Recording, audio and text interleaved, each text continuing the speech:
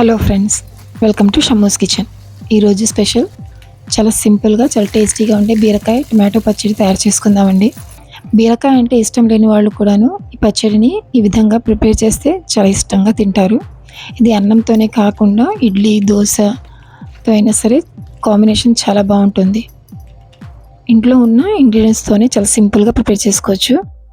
Prepare చేసుకోవడానికి first ఒక కడాయి తీసుకొని కడాయిలోకి 1 టేబుల్ స్పూన్ ఆయిల్ యాడ్ చేసుకోవాలి. ఆయిల్ బాగా వేడైన తర్వాత ఫ్లేమ్ని లో ఫ్లేమ్లో పెట్టేసుకొని ఇందులోకి 2 టేబుల్ స్పూన్స్ వరకు పల్లీలు వేసుకోవాలి. 1 table spoon chana dal, 1 table spoon వరకు మినపగుళ్ళు వేసుకోవాలి. ఉరద్ దాల్ అవి వేసుకొని లో ఫ్లేమ్లో ఫ్రై చేసుకోవాలండి. అవి కొంచెం ఫ్రై అయిన తర్వాత అందులోకి 1 టీ స్పూన్ ధనియాలు, 1 టీ స్పూన్ జీలకర్ర, 1 టేబుల్ స్పూన్ వరకు తెల్ల నువ్వులు వేసుకోవాలి.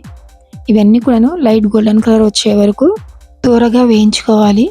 అవి కొంచెం లైట్ గోల్డెన్ కలర్ వచ్చిన తర్వాత వాటిని ప్లేట్లోకి తీసుకుని చల్లార్చడానికి పక్కన పెట్టేసుకోవాలి. అదే సేమ్ కడాయిలోకి ఇప్పుడు ఇక్కడ పచ్చిమిర్చిని యాడ్ చేసుకోవాలండి. ఇక్కడ నేనైతే 12 నుంచి 15 వరకు పచ్చిమిర్చి తీసుకున్నాను. మా స్పైస్ని బట్టి ఎక్కువ తక్కువ చేసి తీసుకోవచ్చు. వీటిని కూడా మీడియం ఫ్లేమ్ మీద పెట్టేసుకొని దోరగా వేయించుకోవాలి. పచ్చిమిర్చి కూడాను కొంచెం సాఫ్ట్ అయ్యే వరకు. అవి కొంచెం సాఫ్ట్ అయిన తర్వాత ఇందులోకి 300 గ్రామ్స్ వరకు బీరకాయల్ని ముక్కలుగా కట్ చేసి వేసుకోవాలి. బీరకాయల్లో అయితే వాటర్ ఎక్కువగా ఉంటుందండి, అందుకని మీడియం ఫ్లేమ్లో పెట్టేసుకొని ఒకసారి బాగా కలిపేసి కవర్ చేసేసి 5 మినిట్స్ కోసం మగ్గించుకోవాలి మీడియం ఫ్లేమ్ మీద. అవి కొంచెం మగ్గిన తర్వాత ఒకసారి చెక్ చేసుకొని ఒకసారి బాగా కలిపేసుకోవాలండి. మధ్యలో కలుపుతూ ఇందులోకి 4 మీడియం సైజ్ టమాటోస్ని కట్ చేసి వేసుకోవాలి.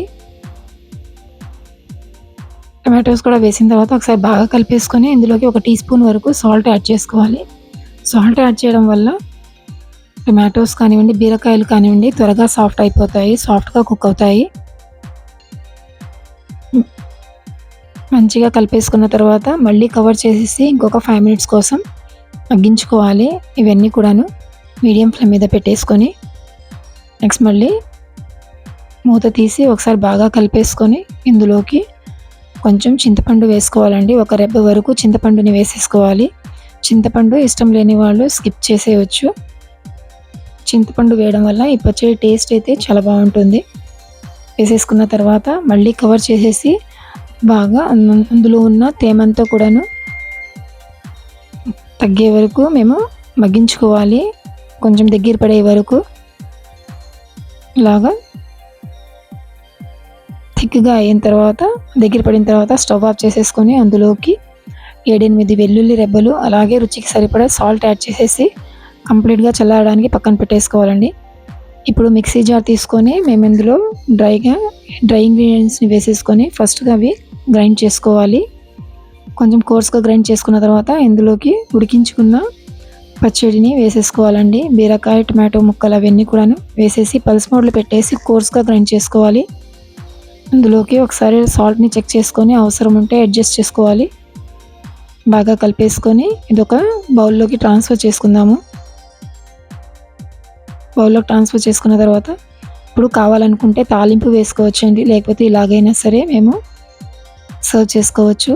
తాలింపు వేస్తే టేస్ట్ ఇంకా బాగుంటుంది. సో ఇది పక్కన పెట్టేసుకొని తాలింపు కోసం ఒక ప్యాన్ తీసుకొని ప్యాన్లోకి 2 టేబుల్ స్పూన్స్ వరకు ఆయిల్ యాడ్ చేసుకోవాలి. ఆయిల్ బాగా వేడైన తర్వాత అందులోకి 2 టీ స్పూన్స్ వరకు తాలింపు గింజలు వేసుకోవాలి. అవి కొంచెం ఫ్రై అయిన తర్వాత ఇందులో కొన్ని వెల్లుల్లిని దంచి వేసుకోవాలండి. 7-8 వెల్లుల్లి రెబ్బల్ని దంచి వేసుకోవాలి.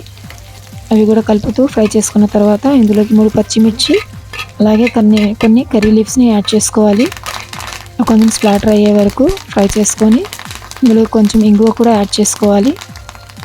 ఇంగువ ఇదంతా వేసేసుకొని మంచి గోల్డెన్ కలర్ వచ్చే వరకు ఫ్రై చేసుకున్న తర్వాత ఈ తాలింపుని పచ్చడి మీద వేసేసుకోవాలండి. పచ్చడి మీద వేసేసుకొని మంచిగా కలిపేసుకొని సర్వ్ చేసుకోవచ్చు. ఇది అన్నంతోనే కాకుండా ఇడ్లీ దోశ దేంతోనైనా సరే చాలా బాగుంటుంది. లంచ్ బాక్స్ కానివ్వండి, లంచ్ డిన్నర్ ఏ టైంలో అయినా సరే చాలా టేస్టీగా ఉంటుందండి. పచ్చడి అయితే ప్రిపేర్ చేసుకోవడం చాలా సింపుల్గా ప్రిపేర్ చేసుకోవచ్చు. టేస్ట్ కూడా చాలా బాగుంటుందండి. మీ అందరు కనుక ఈ వీడియో నచ్చితే లైక్ చేయండి, షేర్ చేయండి, ఫ్యామిలీ అండ్ ఫ్రెండ్స్తో షేర్ చేసుకోండి. ట్రై చేసిన తర్వాత ఎలా వచ్చిందో కామెంట్ చేయండి. మరిన్ని సింపుల్ అండ్ ఈజీ రెసిపీస్ కోసం మా ఛానల్ని సబ్స్క్రైబ్ చేసుకోండి. Thank you.